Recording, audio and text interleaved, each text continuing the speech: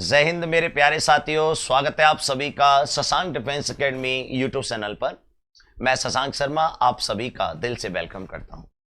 दोस्तों, जिंदगी को अगर अच्छी तरीके से न जिया जाए तो जिंदगी टफ हो जाती है, जो काटनी पड़ती है। और इंसान का जब अगर जन्म मिला है ना मेरे भाई, तो इसे जिए, काटे नहीं। और इसके लिए जरूरी है माइंड का संतुलन होना और सुबह एक्सरसाइज करके माइंड को बैलेंस रखना। जय हिंद मेरे प्यारे साथियों। चलिए स्टार्ट करते हैं। हर दिन की तरह आज भी हमारे सम्मुख पेश है मॉक टेस्ट नंबर 43। बच्चों, अगर कोई बच्चा फर्स्ट टाइम मॉक टेस्ट दे रहा है तो मैं उसको बताऊंगा कि हमारा चल रहा है टॉप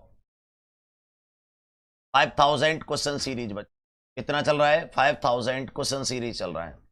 और हम 5000 क्वेश्चनों में हम जो पढ़ रहे हैं वो हम पढ़ने वाले हैं मॉक आज का मॉक टेस्ट नंबर 43, जिसमें हम सीखने वाले हैं टॉप 25 क्वेश्चन आज की क्लास में।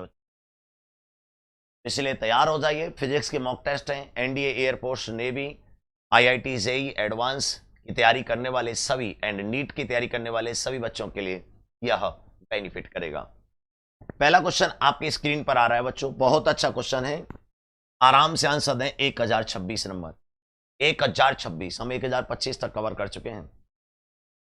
क्वेश्चन नंबर 1026, निम्न परपथ में ए और बी के बीच तुल्य प्रतिरोध होगा। बच्चों, ए और बी के बीच में नेट रेजिस्टेंस निकालना है। आपको क्या लगता है? ये सीरीज कॉम्बिनेशन सा लग रहा है, लेकिन नहीं मेरे भाई, ये पैरेलल कॉम्बिनेशन है। क्योंकि एक नियम पढ़ाया जाता है, अगर ये ए है और बीच में कोई भी रेजिस्टेंस नहीं आया तो ये भी ए हो जाएगा। और बच्चों, अगर ये बी है, बीच में कोई रेजिस्टेंस नहीं आया तो ये भी बी हो जाएगा। तो केवल मेरे भाई दो पॉइंट हैं आपके पास, A B, A B, B A. और ए और बी के बीच में 3 रेजिस्टेंस जुड़े हुए हैं। क्या रेजिस्टेंस जुड़े हुए हैं? 3 रेजिस्टेंस जुड़े हुए हैं। तीनों का ये 2 ओम दे रखा है, ये 2 ओम दे रखा है 2R, ये 2R दे रखा है, ये 2R दे रखा है, ये 2R दे रखा है। और पैरेलल कॉम्बिनेशन में अगर हम आर नेट निकालें और सभी एक जैसे हों, R अपॉन N होता है। N की जगह क्या आ जाएगा? 3, R की जगह 2R है, तो आंसर आ जाएगा बच्चों 2R/3। ये आंसर समझ गए होंगे आप। अगला क्वेश्चन आपकी स्क्रीन पर आ रहा है बच्चों। किरचॉफ का सेकंड लॉ किस कंजर्वेशन पर बेस्ड होता है? किरचॉफ का सेकंड लॉ की कंजर्वेशन पूछा है। किरचॉफ के 2 नियम होते हैं। एक फर्स्ट लॉ होता है जंक्शन लॉ, जो चार्ज कंजर्वेशन पर होता है। एक सेकंड लॉ होता है जिसे हम सर्किट लॉ बोलते हैं, जो पोटेंशियल पर बेस्ड होता है, लेकिन इसमें कंजर्वेटिव जो रहता है वो एनर्जी रहती है। क्या रहती है बच्चों? एनर्जी। ऊर्जा संरक्षण नियम, एनर्जी कंजर्वेशन लॉ। अगला बच्चों 1028, निम्न चित्र में भागों में वैद्युत धारा दर्शाई गई है, तो करंट आई का मान बताना है। बहुत अच्छा क्वेश्चन है बच्चों। किरचॉफ के फर्स्ट लॉ से, जंक्शन लॉ की हेल्प से कर सकते हो। आने वाला करंट बराबर जाने वाला करंट। आने वाला करंट 2 एम्पियर, 3 एम्पियर, और जाने वाला करंट आपके पास 1 एम्पियर। रेड कलर ले लेते हैं जाने वाले में, 1 एम्पियर, 1.3 एम्पियर, और आई बराबर कर देंगे बच्चों तो 2 + 2 ये आ जाएगा बच्चों 1 + 1.3 प्लस आई, तो बच्चों ये हो जाएगा 4, और ये हो जाएगा 2.3 प्लस आई, तो आई का मान हो जाएगा बच्चों 1.7 एम्पियर। तो 1.7 ampere, right answer is the ए। बहुत अच्छा क्वेश्चन, बहुत बढ़िया क्वेश्चन। करिए बच्चों नेक्स्ट क्वेश्चन। बच्चों आपकी स्क्रीन पर 1029, एक सेल जिसका आंतरिक प्रतिरोध स्मॉल आर है, ठीक है। सेल का internal resistance small R, external resistance capital R से जुड़ा है। इस रेजिस्टेंस में धारा का मान अधिकतम कब होगा? बच्चों, आई मैक्सिमम कब होगा? आई मैक्सिमम के लिए सेल का जो एक्सटर्नल रेजिस्टेंस है वो इंटरनल के बराबर हो जाए। क्या हो जाए? इंटरनल के बराबर। बात समझ गए बच्चों? ध्यान रखिएगा। तो सेल का एक्सटर्नल रेजिस्टेंस किसके बराबर हो जाए? इंटरनल के बराबर। तो करंट मैक्सिमम होगा, क्योंकि हम जानते हैं आई बराबर होता है E upon capital R plus small R. और यदि मैं आई मैक्सिमम की बात करता हूं तो आ जाएगा ई अपॉन 2 स्मॉल आर। और बच्चों अगर मैं आई मिनिमम की बात करूं तो इंटरनल एक्सटर्नल के बराबर हो जाना चाहिए, ये 2 कैपिटल आर, ये मिनिमम होता है। ये कब हो रहा है? जब स्मॉल आर चेंज हो रहा है किसमें? कैपिटल आर में। तो यहां पर क्या है? कैपिटल आर चेंज हो रहा है स्मॉल आर में। Answer A is the correct. बहुत अच्छा क्वेश्चन है, ऐसे क्वेश्चनों को ध्यान रखिएगा। अगला क्वेश्चन बच्चों 1030। 5 सेल, प्रत्येक का ईएमएफ 0.2 वोल्ट है, इंटरनल रेजिस्टेंस 1 ओम है, इसे 10 ओम रेजिस्टेंस के एक्सटर्नल सर्किट से जोड़ दिया गया, एक्सटर्नल सर्किट में करंट बताओ। बहुत अच्छा क्वेश्चन है, ऐसे क्वेश्चन खूब आते हैं, ध्यान रखिएगा। इसमें क्या कहा गया है? 5 सेल है, प्रत्येक का इंटरनल मतलब पोटेंशियल जो है ईएमएफ 0.2 वोल्ट है तथा आंतरिक प्रतिरोध 1 ओम है, इसे 10 ओम के प्रतिरोध से सर्किट से जोड़ दिया गया है। देखो बच्चों, अब 5 सेल हैं, प्रत्येक का इतने वोल्ट है, तो आप जानते हैं सीरीज कॉम्बिनेशन है, जबकि कुछ कहा नहीं है लेकिन सीरीज मान के चलना पड़ता है ऐसे क्वेश्चनों में जब कुछ नहीं कहा जाए, ये कंडीशन है। तो यहां से अगर हम ई नेट निकालें क्या आ जाएगा बच्चों? N E. और अगर हम स्मॉल आर नेट निकालें तो आ जाएगा स्मॉल आर इंटू एन। और अगर हम कैपिटल आर नेट निकालें तो R net plus capital R, क्योंकि सेल के इंटरनल रेजिस्टेंस के साथ एक्सटर्नल रेजिस्टेंस हमेशा सीरीज कॉम्बिनेशन में होता है। तो यहां से आ जाएगा बच्चों n small R plus capital R. तो यहां से करंट की जो वैल्यू आ जाएगी वो आ जाएगी बच्चों एन ई बटे n small R plus capital R. N बोले तो बच्चों 5 सेल है, ईएमएफ बोले तो 0.2 वोल्ट है, बटे ये कितना है? 5 सेल है। इंटरनल रेजिस्टेंस बोले तो 1 ओम है, एक्सटर्नल बोले तो बच्चों 10 ओम है। ऊपर हो जाएगा बच्चों 5 दूनी 10, 1 वोल्ट बटे 5 प्लस 10 बोले तो 1/15 एम्पियर। ये बढ़िया क्वेश्चन बन गया। ऐसे क्वेश्चन आते रहते हैं बच्चों, ध्यान रखिएगा, ऐसे क्वेश्चन आपसे गलत नहीं होने चाहिए, सिंपल क्वेश्चन होते हैं। पैरेलल कॉम्बिनेशन होता है ना, एन ही वही रहता लेकिन बस कैपिटल आर के साथ में एन का मल्टीप्लाई होता। अमीटर द्वारा ज्ञात कर सकते हैं। अमीटर हमेशा करंट को डिफाइन करता है, वैद्युत विभव, विभवांतर, करंट। अमीटर करंट को, वोल्ट मीटर पोटेंशियल को। ठीक है बच्चों। अगला क्वेश्चन 1032। एक आवेश क्यू किसी चुंबकीय क्षेत्र में गतिमान है, बहुत बढ़िया, मोशन कर रहा है, तब चुंबकीय क्षेत्र, चुंबकीय बल निम्न में से किस पर निर्भर नहीं करता? जो मैग्नेट फोर्स होता है वो होता है बच्चों क्यू वी क्रॉस बी, ये होता है मैग्नेट फोर्स। किस पर निर्भर नहीं करता? आवेश पर निर्भर करता है, मास पर निर्भर नहीं करता, वेलोसिटी पर, चुंबकीय क्षेत्र पर, इस पर डिपेंड नहीं करता। कहीं मास नहीं आ रहा इसमें, तो राइट आंसर आ जाएगा बम्बई आंसर बच्चों, ये मैग्नेट फोर्स होता है। अगला क्वेश्चन दे रखा है चुंबकीय यामयुक्तर एवं भौगोलिक यामयुक्तर के बीच के कोण को क्या कहते हैं?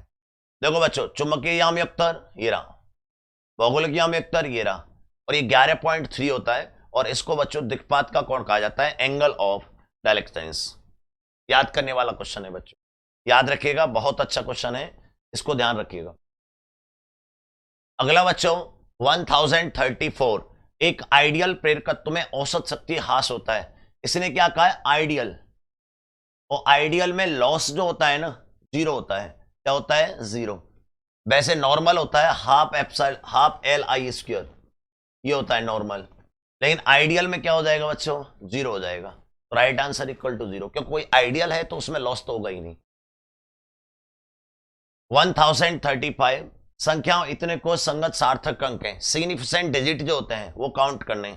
बच्चों बहुत सिंपल क्वेश्चन है, इसमें पॉइंट के दोनों साइड में नंबर दे रखे हैं, काउंट कर लो, 1 2 3 4 5। इसमें कितने बच्चों? 5।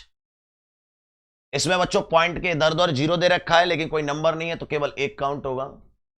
इसमें बच्चों केवल 2 काउंट होंगे, क्योंकि इसमें पावर दे रखी है, पावर काउंटेबल नहीं होता। 5 1 2, 5 1 2 बंबई आंसर। ऐसे क्वेश्चन आते हैं, ध्यान रखिएगा।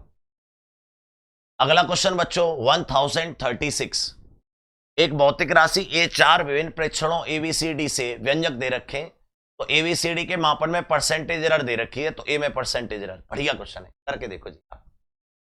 पावर को हमेशा आगे उतार लाया करो, हमेशा परसेंटेज जोड़ा करता है, पावर आगे उतरता जाएगा, कैलकुलेशन होती जाएगी, वैल्यू रखती चली जाएंगे, आंसर आ जाएगा। करिए। ए में दे रखा है बच्चों 3%, बी में 2%, सी में 2%, नहीं ए में 1% है बच्चा, यहाँ है। ए में 1%, बी में 3, सी में 2 और डी में भी 2। कैसे करेंगे इसे, मैं डायरेक्ट करने वाला हूं, आप सिर्फ ध्यान देंगे। परसेंटेज एरर ऑफ ए बराबर, विस्तार से करने की कोई जरूरत नहीं, 2 पावर आगे आ जाएगी, 2 into percentage error of A plus 3 power आगे आ जाएगी, 3 into percentage error of B plus C percentage error of C plus D, root लगा हुआ है और रूट पे पावर 1/2 होती है, तो 1/2 परसेंटेज एरर ऑफ डी। बस वैल्यू रखनी है बच्चा, तो आ जाएगा 2। ए में परसेंटेज एरर 1% दे रखा है, बी में परसेंटेज एरर 3% दे रखा है, सी में परसेंटेज एरर 2% दे रखा है, डी में परसेंटेज एरर 2% दे रखा है। बच्चों अगर मैं इस क्वेश्चन को सॉल्व कर रहा हूं तो मेरे पास 2 + 9 + 2 + 1, तो बच्चों 9 और ये हो जाएगा 10, 10 यानी 14% आ गया बच्चों। ऐसे क्वेश्चन बहुत आते हैं, पेशेंस के साथ 2 लाइन में क्वेश्चन खत्म हो जाते हैं। ठीक है बच्चों, पावर की कैलकुलेशन है। अगला विस्कोसिटी कॉफिशिएंट, श्यानता गुणांक का डायमेंशन है। बढ़िया क्वेश्चन है और ये कई बार आ चुका है। फोर्स जो होता है वो होता है 6 पाई नीटा आर इंटू बी, ये होता है। अगर मैं यहां से नीटा को निकालूं तो मेरे पास आ जाएगा force over 6 pi R into B. अगर मैं इसकी यूनिट निकालूं तो फोर्स की न्यूटन और आर की हो जाएगी मीटर और इसकी हो जाएगी मीटर पर सेकेंड। तो बच्चों यूनिट हो जाएगी इसकी न्यूटन सेकेंड बटे मीटर स्क्वायर। बच्चों न्यूटन सेकेंड क्या होता है, न्यूटन होता है ml⁻², सेकेंड होता है t बटे एल स्क्वायर। बच्चों यहां से अगर हम कवर करें तो यह आ जाएगा ml−1 चेक कर लीजिए, इससे ये -1 ऊपर जाके -1, ml−1 सी आंसर। बहुत से बच्चों को याद होता है, लेकिन मेरा अच्छा मानना है कि आप फॉर्मूले से निकालें तो बेटर है, याद रखी हुई चीजों पर कॉन्फिडेंस नहीं आएगा। 1038 राशि दे रखी है L/RCV। L है प्रेरकत्व का और R है रेजिस्टेंस, C कैपेसिटेंस से भी पोटेंशियल है कि डायमेंशन बतानी। आपके लिए बोल रखा है L/RC × V। आप जानते हैं Q बराबर होता है C × V, तो मैं इसको लिख सकता हूं Q L/R × Q लिख सकता हूं। बच्चों एक होता है रेजिस्टेंस XL बराबर होता है ω/L। जब XL है वो रेजिस्टेंस होता है, तो यहां से L बराबर मैं लिख सकता हूं XL/ω।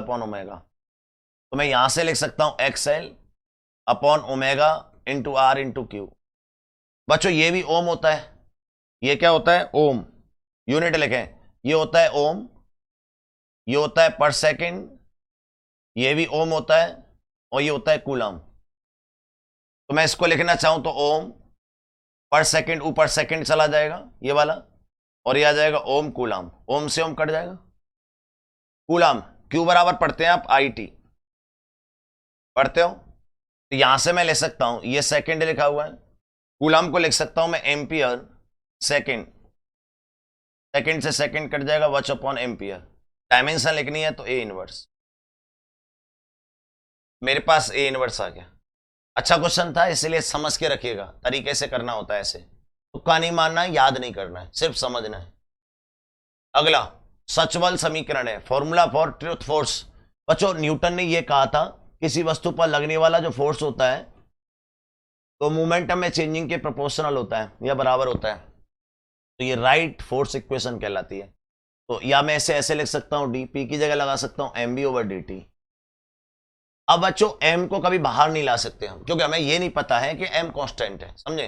अगर आप m को बाहर लाओगे तो आपको ऐसे लिखना पड़ेगा, इसे पहले m को कांस्टेंट मान लिया, फर्स्ट इंटू सेकेंड का differentiation plus second into first का डिफरेंशिएशन, ये है बच्चों रियल इक्वेशन।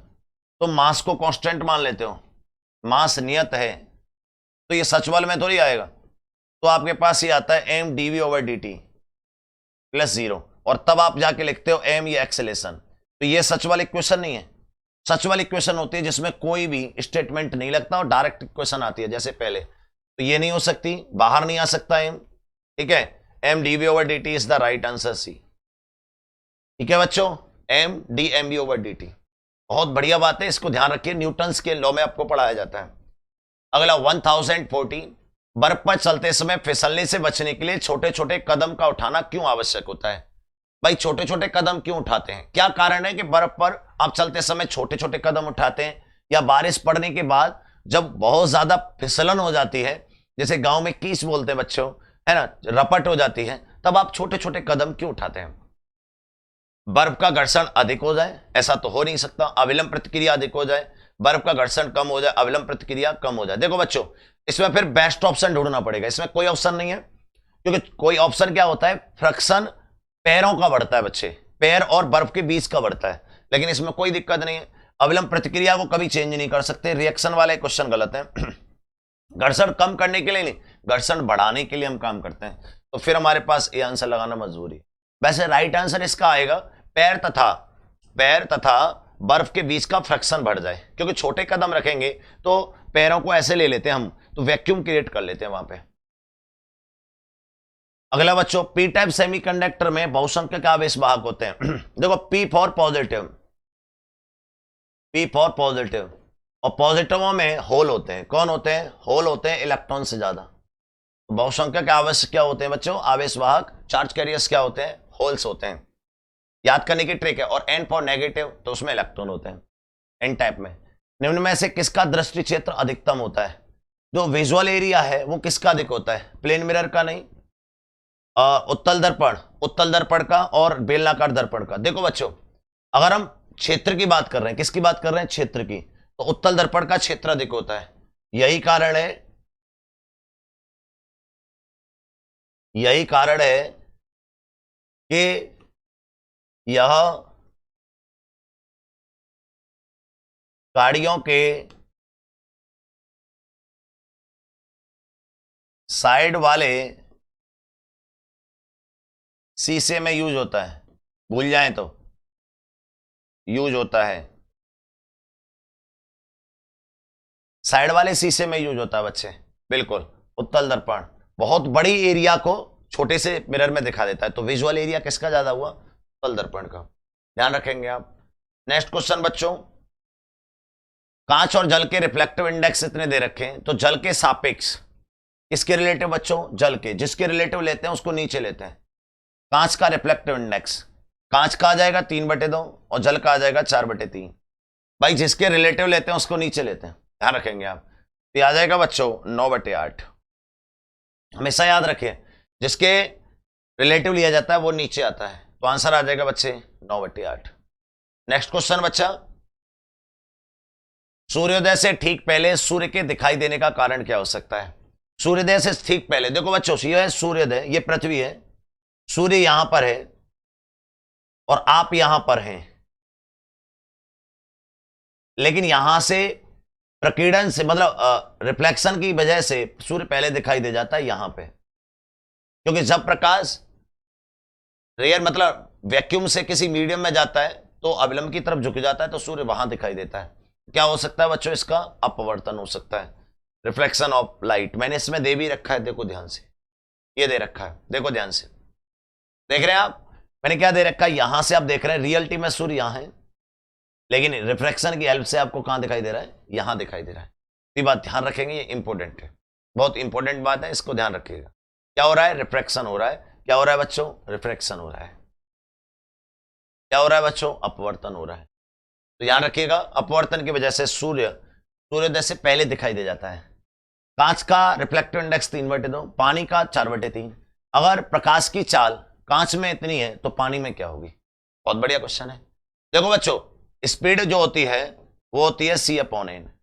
तो अगर मैं यहां से देखूं तो c बराबर v/n। तो ये कांस्टेंट है, ये क्या है? कांस्टेंट है बच्चों। तो मैं यहां से निकाल सकता हूं वेलोसिटी उसका रिफ्लेक्टिव इंडेक्स, वेलोसिटी उसका रिफ्लेक्टिव इंडेक्स, बस। तो वेलोसिटी बच्चों कांच में, प्रकाश की चाल कांच में कितनी है बच्चों? कांच का होता है बच्चों 3/2। वेलोसिटी दे रखी है 2 × 10⁸ बराबर, ये भी निकालनी है, और जल का होता है 3/2। बस कैलकुलेशन करते हैं, आंसर आपका यहां से देखोगे तो 2 से 2 कट जाएगा। ठीक बच्चों, ये 4/3 होता है, 4/3 होता है ना जल का। तो बच्चों यहां से आप कैलकुलेशन करोगे तो आपके पास जो V2 की वैल्यू आएगी वो आ जाएगी 3 × 10⁸, और ये चला जाएगा 3/4।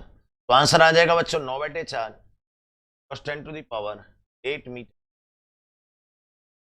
ये आया बच्चों 9/8, 9/8 तो 8 है 9/4 तो 4 दूनी 8, 4 पंजे 20, तो 4 पंजे 4 दूनी 8, फिर 1 4 दूनी 8, ये आ जाएगा बम्बई आंसर 0.25 बच्चे।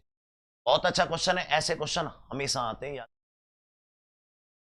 अगला, नेत्र का रेटिना कैमरे की किस तरह बात करता है? तो रेटिना होता है ना, रेटिना ये है नेत्र बच्चों, और यहां होता है रेटिना। तो रेटिना किसकी तरह? ये है रेटिना। तो रेटिना किसकी तरह काम कर रहा है बच्चों? फिल्म की तरह काम कर रहा है। किसकी तरह काम कर रहा है? फिल्म की तरह। ठीक है, ये क्या होता है? शटर होता है। बात आई बच्चों समझ में? ध्यान रखिएगा। क्यों कहां बनता है? रेटिना पर बनता है, ध्यान रखेंगे। ओके, तो आपका किसकी तरह काम करेगा बच्चों? फिल्म की तरह काम करेगा। नेक्स्ट क्वेश्चन बच्चों, अगला, निम्न में से कौन सा विद्युत चुम्बकीय तरंग नहीं है? विद्युत चुम्बकीय तरंग नहीं है बच्चों, ये पूछा है। तो बीटा रेस विद्युत चुम्बकीय तरंग नहीं होती, याद रखना, याद रखें बच्चों इसे। नहीं पूछा है। तो क्रॉस्मिक रेज होती हैं, गामा रेज होती हैं, एक्सरे होती हैं, सभी विजुअल रेज होती हैं, लाइट रेज सब होती हैं। लाइट में जितनी भी आएंगी सब इलेक्ट्रोमैग्नेटिक। 1048, द्रव की तली में एक निशान 0.1 मीटर ऊपर दिखाई देता है। अच्छा, यह द्रव की गहराई 1 मीटर है, तो रिफ्लेक्टिव इंडेक्स बताना है। देखो बच्चों, इसने कहा है ऊपर दिखाई देता है, पहले यहां ध्यान रखना, यह है कंडीशन। यहां पे रियलिटी है तो ये रियल डेप्थ हो गई, लेकिन इसने क्या कहा है? 1 मीटर ऊपर। बात आई बच्चों समझ में? तो द्रव का गहराई जो है 1 मीटर है, ये आपको 1 मीटर दे रखा है। ठीक बच्चे, ये आपके पास दे रखा है 0.1 मीटर ऊपर दिखाई देता है। तो ऊपर से ये कैपिटल एच की वैल्यू हो गई बच्चों, स्मॉल एच की वैल्यू आ गई 0.9 मीटर। तो रिफ्लेक्टिव इंडेक्स जो होता है ना, वो होता है बच्चों कैपिटल एच बटे स्मॉल एच। तो यहां से देखूंगा तो कैपिटल एच कितना है 1, स्मॉल एच कितना है 0.9, तो आंसर आ जाएगा 10/9। तो आंसर आ जाएगा 10/9। 9/10 तो हो ही नहीं सकता, क्योंकि रिफ्लेक्टिव इंडेक्स कभी 1 से छोटा नहीं होता, वैक्यूम का भी 1 ही होता है। ठीक है बच्चों, ध्यान रखेंगे भाई, स्मॉल एच ओवर मतलब capital H over small H होता है रिफ्लेक्टिव इंडेक्स की बात करें तो। अगला क्वेश्चन बच्चों 1049, एक व्यक्ति +2 डायोप्टर का चश्मा पहनता है, वह पीड़ित है। देखो प्लस है तो वह उत्तल पहनता है। कौन सा पहनता है? कॉन्वेक्स कहते हैं इसे इंग्लिश में। और जब उत्तल पहनता है तो किरणों को उसे सिकुड़ने की आवश्यकता है, किरणों को उसे, ये कंडीशन है, ये कंडीशन है। ऐसे इमेज बन रही है रेटिना से पीछे, तो उसने उत्तल यूज कर लिया है तो यहां बन गया है, तो उसको कैसा दोष है? दूरदृष्टि दोष है। कैसा दोष है? दूरदृष्टि दोष है। बात आई बच्चों समझ में? दोष कौन सा? उसे दूरदृष्टि दोष है। और जब दूरदृष्टि दोष है तो उसे पास की वस्तु नहीं दिखाई देती होगी, पास की वस्तु नहीं दिखती होगी, दिखती होगी। ये तो हमने प्लस से निकाल दिया। अब बस हमें यह देखना है कि कहां से पास तक की वस्तु नहीं दिखती, यानी मैक्सिमम डिस्टेंस क्या है कि वहां से ऊपर देख सकता है लेकिन वहां से नीचे नहीं। तो फोकल लेंथ निकालते हैं तो वो आता है 1/p। तो 1/2 तो बोले तो 0.5 मीटर, बोले तो 50 सेंटीमीटर। तो व्यक्ति जो है 50 सेंटीमीटर से पास से कम नहीं देख सकता, से कम नहीं देख सकता। लो साहब, ये हमने पूरी जन्म कुंडली ले ली। अब ऑप्शन में ला लो, आपके पास निकट दृष्टि दोष, दूरदृष्टि दोष, जरादृष्टि दोष, दृष्टि वैषम्य। तो उसको कौन सा बच्चों? दूरदृष्टि दोष है। तो दूरदृष्टि दोष बच्चों ये रहा, लॉन्ग। ठीक है, हाइपरमेट्रोपिया। ऐसे तरह के क्वेश्चनों को ध्यान रखना चाहिए, बहुत ही आराम से कर सकते हैं आप। अगला क्वेश्चन बच्चों 1050, लास्ट क्वेश्चन बच्चों आज की क्लास का 1050। ट्रांसफार्मर की प्राथमिक कुंडली में 500 फेरे हैं, बहुत बढ़िया, N1 की वैल्यू दे दी। द्वितीय कुंडली में 5000, N2 की वैल्यू दे दी। यदि प्राथमिक कुंडली में इतने पोटेंशियल V1, इतने हर्ट्ज फ्रीक्वेंसी से जोड़ा जाता है, तो द्वितीय कुंडली में फ्रीक्वेंसी तो नहीं बदलेगी, नहीं बदलेगी। बच्चों याद रखिएगा फ्रीक्वेंसी नहीं बदलती है ना ट्रांसफार्मर से। तो 50 हर्ट्ज ये वाला गलत, ये वाला गलत, इन दोनों में से कोई एक ऑप्शन आएगा। अब बच्चों अगर हम देखें तो ये होता है N1 ओवर N2 बराबर होता है V1 ओवर V2 बराबर होता है I2 ओवर I1, अगर करंट भी दे रखा होता, लेकिन हमारा काम केवल इससे चल जाएगा। N1 कितना दे रखा है बच्चों 500, N2 कितना दे रखा है 5000।